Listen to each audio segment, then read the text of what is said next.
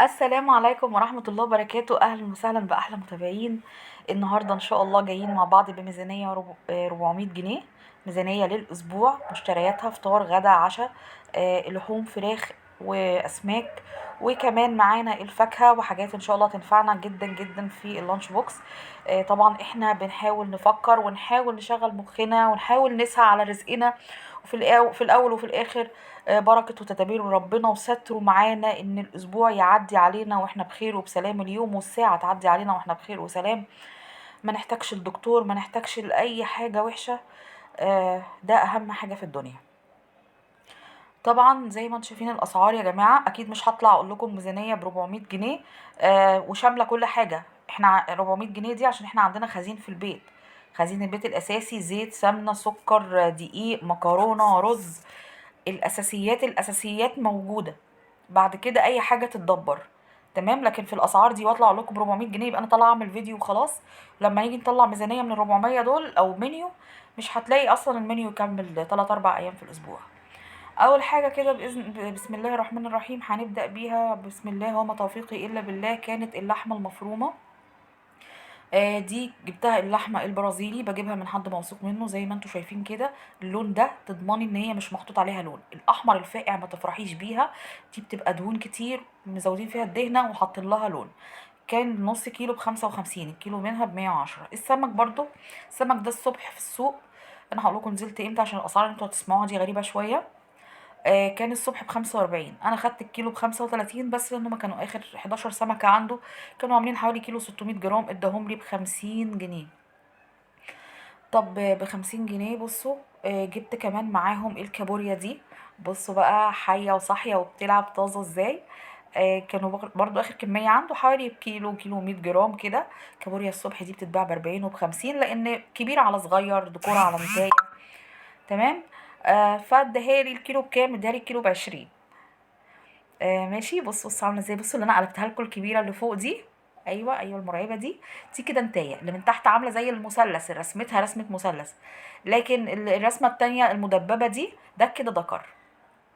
تمام، ما بيبقاش مبطرخ، ما بيبقاش لحمه كتير زي النتايه، وفيها نون صغنن ممكن يتقلى، والكبير ده يتسلق مع السمك كده. الاتنين عاملين 70 جنيه، ممكن يتقسموا على وجبتين، وجبه تبقى الاسبوع ده ووجبه الاسبوع الجاي ان شاء الله. ايه الفاكهه، انا جبت الكاكا اول مره اجيبها السنه دي. كيلو عامل 15 جنيه. في جماعة ناس بيبيعوها برضو ب10، بس بصراحة 15 بتبقى مسكرة أكتر. الموز الكيلو ب15 والكيلو ب12 ونص، أنا جبت من اللي هو ب12 ونص، جبت كيلو ونص ب20. كده 35 فاكهة. أنا دايما بحط 50 للفاكهة في الأسبوع، في 15 ممكن أجيب بيهم برتقال، وممكن بقى يتجاب بيهم أي حاجة تانية. البيض جيبوا يا جماعة من تجار الجملة، ما تجيبوش من المحلات. المحلات بتبيع يعني على حسب كل واحد قدر استطاعته برضو. انا بجيب من عند تاجر الجمله ال10 بيضات ب25، زي ما هما البيضه ب2 ونص، ما زادتش. الفلفل الالوان ب20 جنيه. تمام، برضو عشان احنا اخر النهار يعني، اللي باقي عنده كانوا صغيرين شويه، بس مش وحشين يعني. انا كده ولا كده يعني، مش بسيبه في التلاجة، بيتقطع وبيتفرز، بحب افرزه واحب ادخله في حشوات.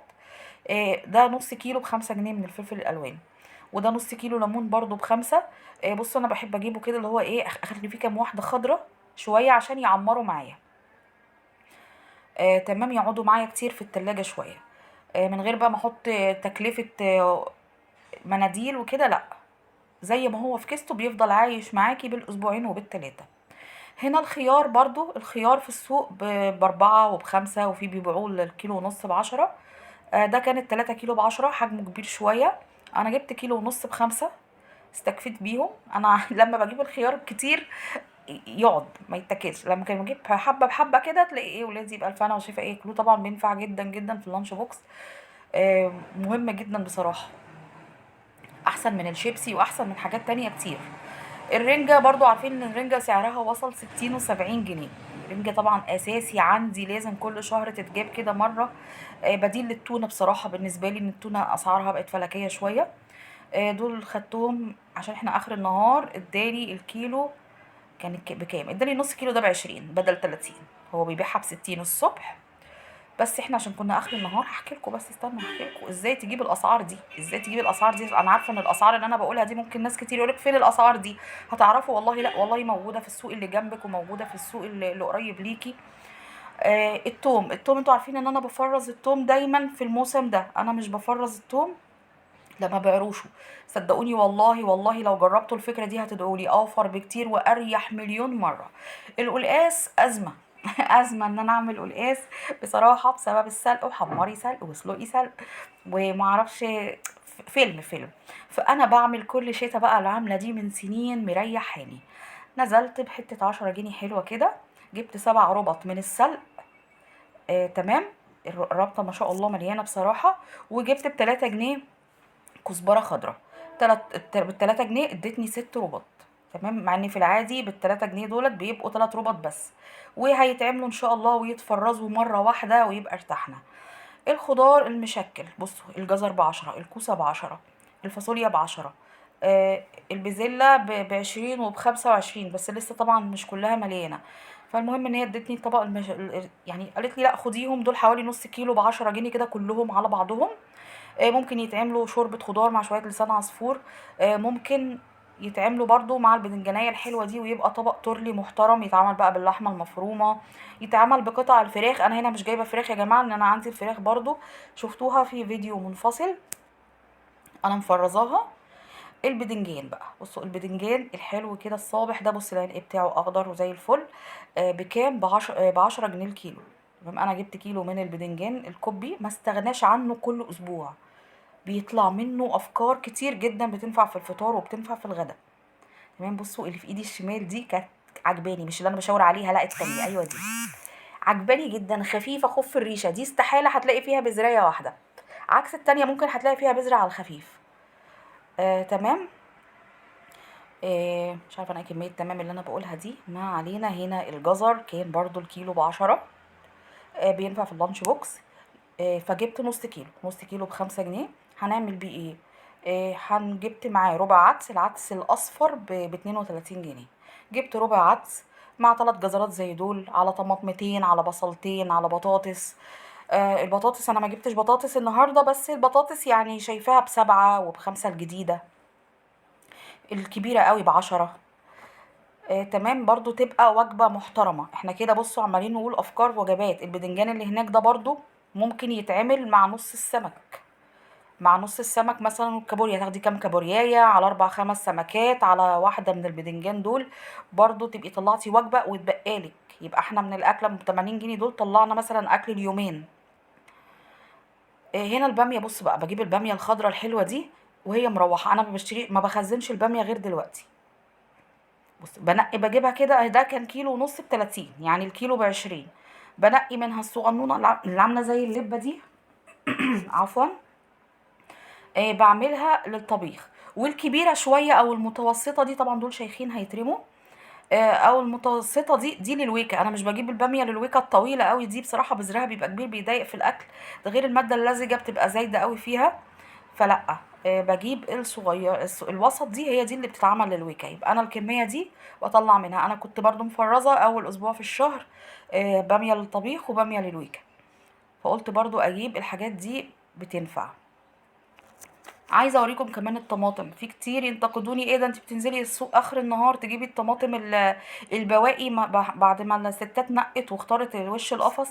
لا يا جماعه، احنا مش بنجيب من اي حد. انت بتبقي ماشيه في السوق واحده واحده على هادي كده بتنقري، تنزليش السوق وانت مستعجله.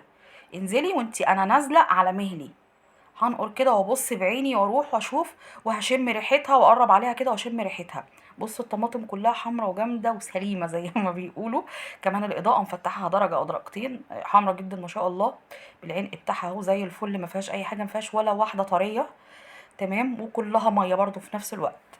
الطماطم حلوه في السوق اليومين دول بصراحه. انا جبت 2 كيلو ب10 جنيه. الكيلو كان منها ب5 بعد 8 وبعد كيلو ونص ب10. لان انا عندي طماطم برضو متفرزه. دول كنت جايبه 4 كيلو كده ب20، برضو كنت نازله السوق اخر النهار، ومسكتها بقى فرستها وزودت معاها بنجرايه.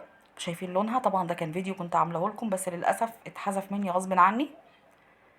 بصوا لونها، الكيس من دول على فكرة الكيس حجمه مش كبير لانها صلصة مركزة جدا جدا، كانش فيها اي حاجة غير ان ما حطيتلاش حتى مية. للطبيخ الكيس يكفي طبخة، لكن للمكرونة ممكن تاخدي نص الكيس بس. التوم برضو بصوا يا جماعة، كنت جايبة الكيلو ب25 متفصص جاهز، كنت منضفاه والله تنظيفة محترمة وعاملة كل حاجة. بصوا لونه بيفضل كده معاكي بالشهور، لونه زي ما هو، والكيس ده ممكن يقعد معاكي شهر واتنين. البصل برضو نفس النظام، كنت جايبة 3 كيلو ب10، نقطته كده وخدت منه حبة حلوين حوالي 2 كيلو وفرمتهم كلهم. ما اقولكوش برضو الكيس ده باخده على 2 مش مرة واحدة. هنيجي هنا بقى لايه، للكنافة. كنت عايزة اجيب صنف كنافة، والله احنا عندنا حد بيعمل كنافة طول السنة الحمد لله. كنت عايزه اجيب صنف حلو ومحتاره نازله السوق، والله محتاره هعمل ايه للولاد، صنف حلو جديد كتغيير في اللانش بوكس بتاع المدرسه او حاجه كده في العشاء بالليل. فلقيت الكنافه قدامي قلت لها تعالي، ما رضيتش اسيبها. الكنافه الكيلو ب 24 جنيه، جبت نص كيلو ب 12. تمام. برضو جبت الكلوريكس ده، الكلوريكس ده ايدي ورجلي في البيت في التنظيف وكل حاجه مش للغسيل وبس.